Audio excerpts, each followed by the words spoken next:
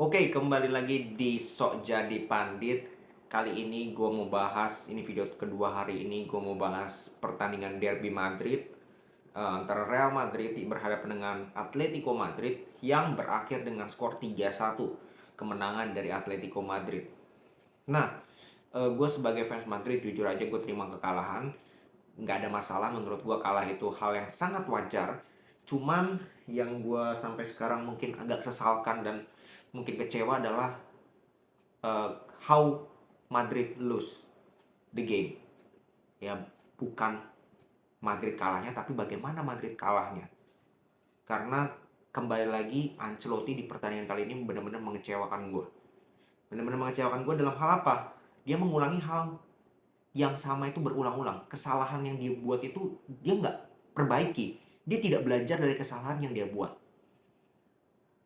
Gue akan bahas beberapa kesalahan sebenarnya apa yang dilakukan oleh Ancelotti.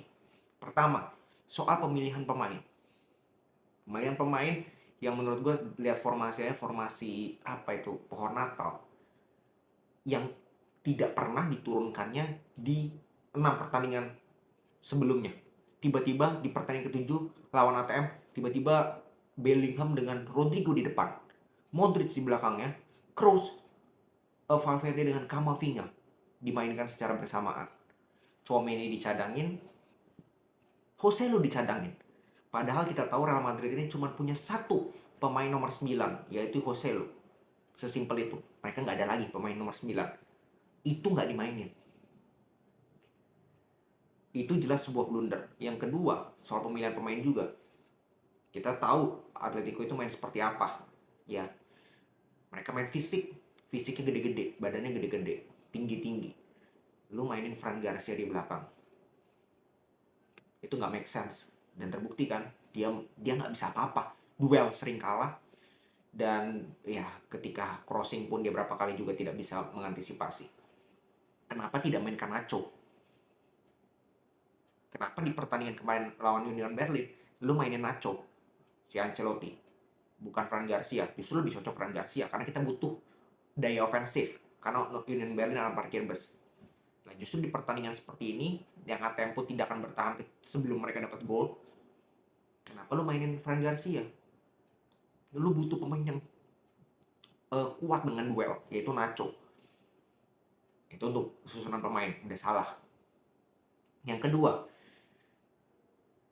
Real Madrid musim ini, itu kelemahannya dari setiap pertandingan itu sebenarnya diekspos oleh lawannya.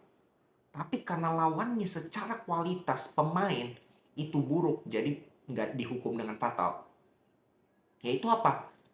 Di babak pertama, di awal-awal 15-20 menit awal, itu selalu Madrid keteteran lewat crossing, lewat bola-bola atas.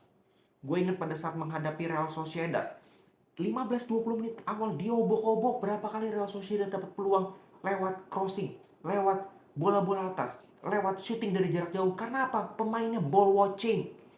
Pemainnya hanya melihat pergerakan bola tanpa melihat pergerakan pemain. Pergerakan tanpa bola dari pemain Atletico di pertandingan kemarin.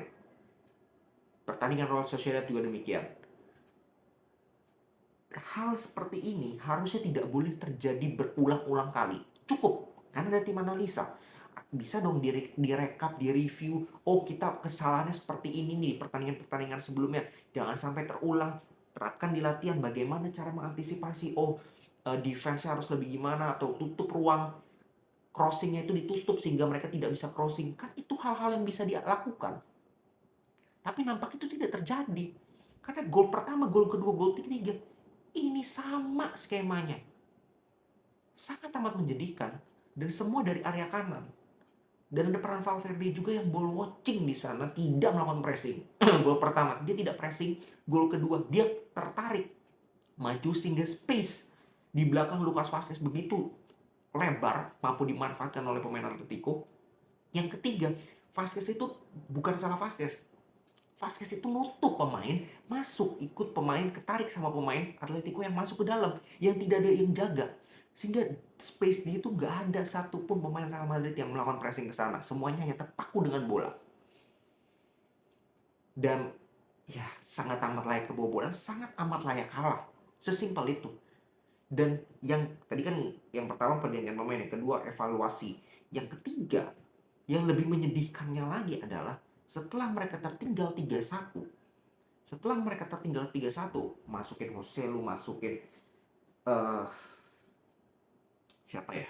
Brahim Diaz. Yang lucunya itu adalah kita nggak create banyak peluang. Beda dengan Barcelona kemarin ketika comeback. Mereka tertinggal 2-0. Oke, kita majuin semua pemain. Sisain 3 pemain di belakang bola.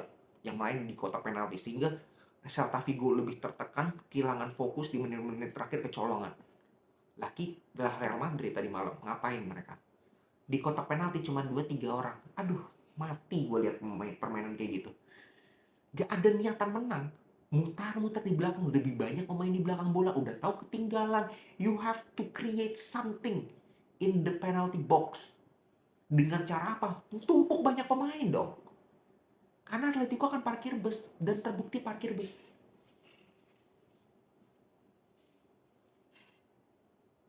Kenapa lu masih tidak berani lebih mengambil resiko? Ini salah Ancelotti lagi. Dan keempat, lu ganti Modric di babak kedua awal. Oke, gue masih make sense karena dia tidak bermain begitu bagus.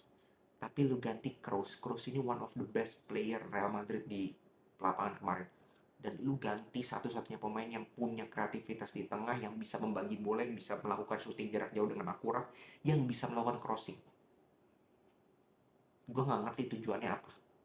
Beneran. Lu tetap mempertahankan Valverde. Oke, Valverde lari-lari, iya kerja keras, oke. But kita tidak butuh hanya pemain yang kerja keras di posisi ketinggalan. Kecuali posisi kita unggul, boleh lu ganti Kroos. Karena lu butuh pemain yang lebih lari-lari, bisa cover area, bisa ngepres. Lah ini, lu butuh pemain yang kreatif. Sesimpel itu. Lu butuh Kroos, lu ganti.